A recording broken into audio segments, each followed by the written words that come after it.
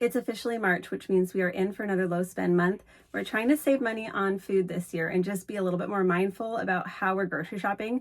So I'm going to show you every single step that I do to really make this work. My goal for the month is $150 for my family of 4. So hopefully we can do it. Let's go. So the very first thing that I do is I take a look at my pantry, fridge, and freezer and get it all organized. I throw away anything that's stale and has gone bad and just make sure that I can see things a little bit more clearly. And then we're going to take a quick inventory. You can use like a little worksheet, anything you print out, just a little piece of paper. But I like to use my little book here because I take this with me to the grocery store to make sure I don't double buy things. So I'll take inventory and then we're going to go ahead and start looking at a meal plan for the week. So now that I've finished inventory, I wrote down a few meals that I know I can make with the things that I have on hand. And then other than that, I'm just going to kind of wing it.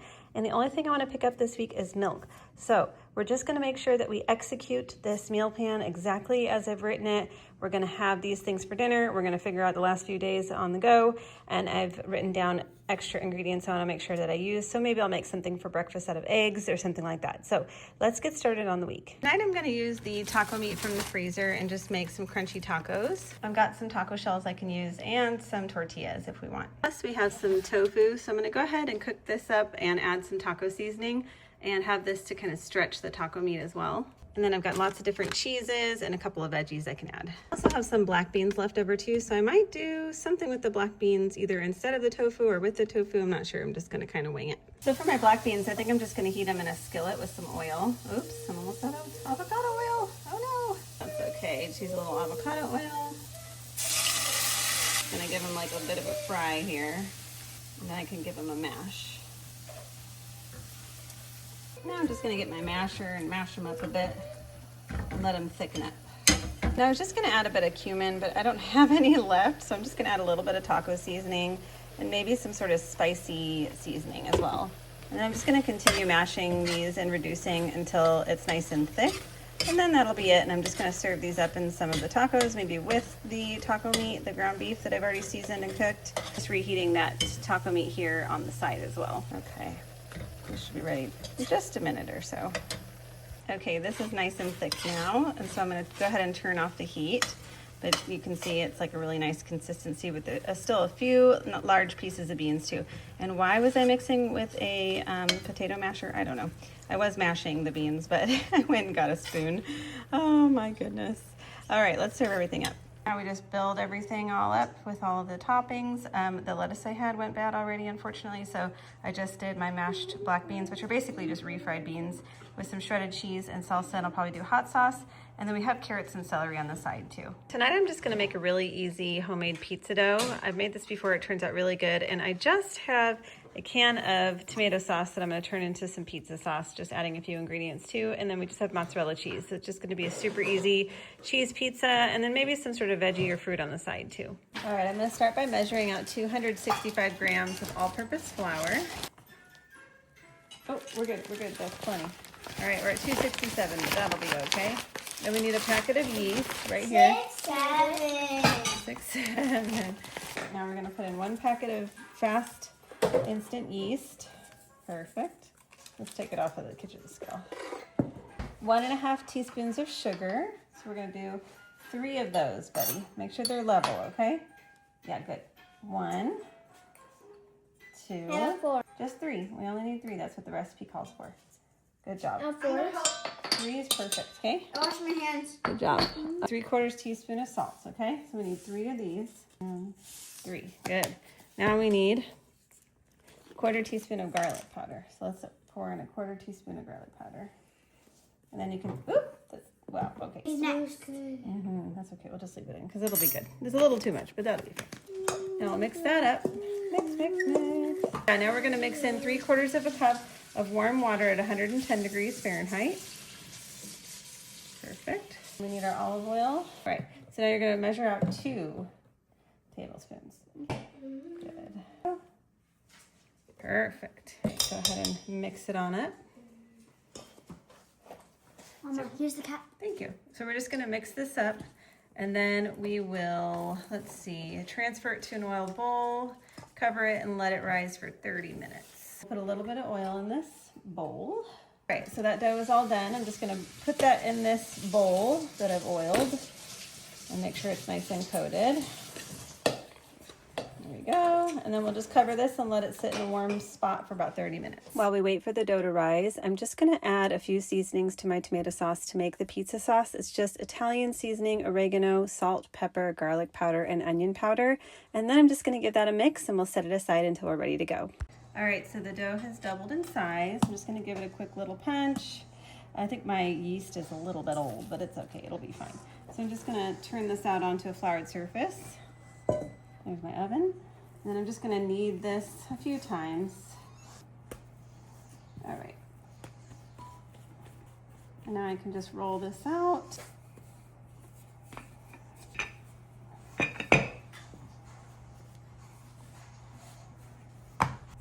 Don't worry about this being perfect, by the way. It can be rustic. It's still going to taste the same.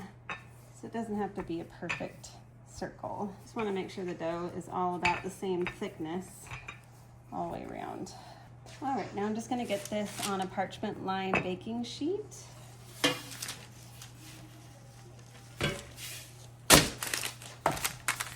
All right, I'm just going to poke some holes like this with a fork so it doesn't rise and bubble up.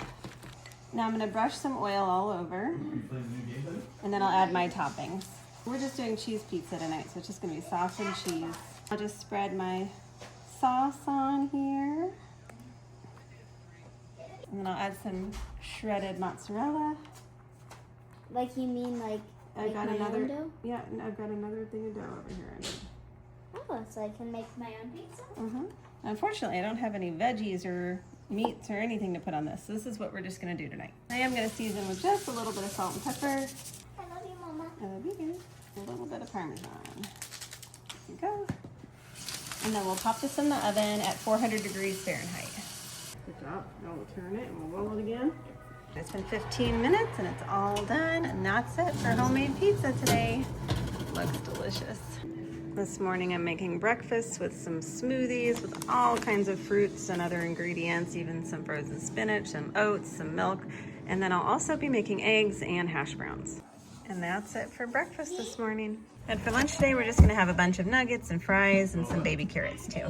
I'm also reheating the black bean patties that I froze from a few nights ago as well. And we're just gonna kind of have a random lunch. Super basic and so delicious. I need to use these eggs up before they go bad, so I'm gonna go ahead and make a crustless quiche this morning. I've got some cheese and then I can just shred the rest. And then I'll find some sort of spinach. Maybe I'll use this bag, I'm not sure, but I'm gonna just cook up some spinach on the stovetop here, and then I'll get all the liquid out. I'm just gonna cook this with a little bit of water for about 10 to 12 minutes, and then I will get all the liquid out of there, and I'm just gonna squeeze it until it's completely dry. So this recipe is unbelievably easy. I'm just gonna go ahead and beat these 6 eggs in a bowl, and then in a casserole dish, I'm just gonna add all of my ingredients. I'm gonna go ahead and grease it really quick with butter. Let me just show you how to throw this together. I'm just gonna beat 6 eggs. And then I'll pour these eggs into a greased casserole dish. This is an 8x8 casserole dish. I'll add in my cooked spinach, which I just got most of the liquid out. Doesn't have to be completely dry, that's okay. Then I'll season with salt and pepper. I'm just gonna add about a half a teaspoon of salt and a quarter teaspoon of black pepper, and then about 3 cups of shredded cheese. And I'm not measuring here, I'm just kind of estimating. And then I'll go ahead and give this a mix until it's combined. All right, so now let's just bake this at 350 degrees Fahrenheit for about 25 to 30 minutes. I also made some really easy smoothies with the frozen fruit in the freezer and some juice and an orange, and we're just gonna have this with the eggs as well. It's been about 25 minutes. Let's see where we're at. Looks like it's fully set, so I'm gonna go ahead and take it out and let it rest for about 5 minutes before we serve it up. Super easy. I hope you love this one. There it is. Look how delicious. All cheesy. This one is one of my favorites. Now I have this frozen cookie dough that I haven't actually tested out, so I'm gonna go ahead and give this a try. I'm gonna bake this at 375 degrees Fahrenheit until they're cooked through, so maybe 10 to 12 minutes. These are my chocolate chip cookies. Let's get these in the oven. You got it, you can have one. All right, it's been 10 minutes or so, and these definitely look ready to go. I can't wait to try them. For lunch today, we're trying these stars that I found at Aldi. I just cooked them in boiling water, and now I'm gonna mix in some butter, some milk, and then I have this Big Daddy what do you call it? Mac and cheese sauce powder, I guess. So I'm just gonna mix that in and then we'll have lunch, probably with some baby carrots on the side. Look at how pretty this turned out. It looks delicious. Super easy. So tonight I'm gonna use a lot of random ingredients. I've got some chicken drippings, some cooked turkey, and a lot of frozen veggies. I'm just gonna kind of throw everything together in a pot and kind of hope for the best. So let's see how this turns out. First, I'm gonna start by adding some oil to a pot. This is just peanut oil, that's all I have. I'm gonna add some onions. Then I'll just saute these onions until they're nice and soft. Now I'm gonna add in a few cloves of garlic. Saute this garlic until it's nice and fragrant, maybe just a minute more or so. Now I'll add in my rice. I'm just gonna get this all coated in the oil. Now I'm gonna add in my 1.5 cups of water. Plus I have some chicken drippings I'm gonna add here. I'll also add 2 tablespoons of soy sauce. I'm using low sodium, but you can use whatever you like. Now I'm gonna add in some mixed vegetables. A bit more corn, a little bit more peas. I also have some cooked turkey I'm gonna add as well to the top. Now I'm gonna bring this to a simmer and let the rice cook all the way through. It's probably gonna take about 15 minutes once it comes to a boil, and I'm crossing my fingers this works well. So let's check on it later. It's been about 15 minutes. I'm gonna go ahead and check it now. A lot of liquid. The rice is not quite cooked through after 15 minutes. I'm gonna go ahead and cook it for maybe another 5 or 10 minutes on low, and then I'll let it rest, and then we'll serve it on up.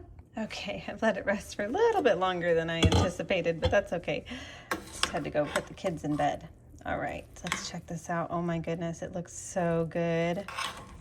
And I'm just gonna mix this all together. It ended up soaking up the water really nicely, actually, all of that liquid, so that's great. Okay, well, let's just serve it up. And it's actually a really delicious flavor too.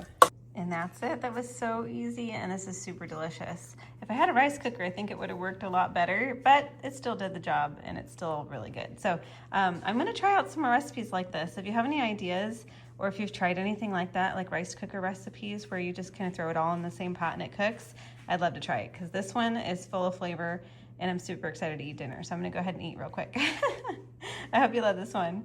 I hope you enjoyed that video, at least got a little inspiration for something to try in your home, either a new method or maybe a new recipe. And if you have any extra tips or tricks or any questions or anything like that, be sure to leave those down below in the comments. And if you have time today, YouTube thinks that you'd like to watch another video, so go ahead and click on that wherever it is. Enjoy it, and I'll see you in the next one. Bye.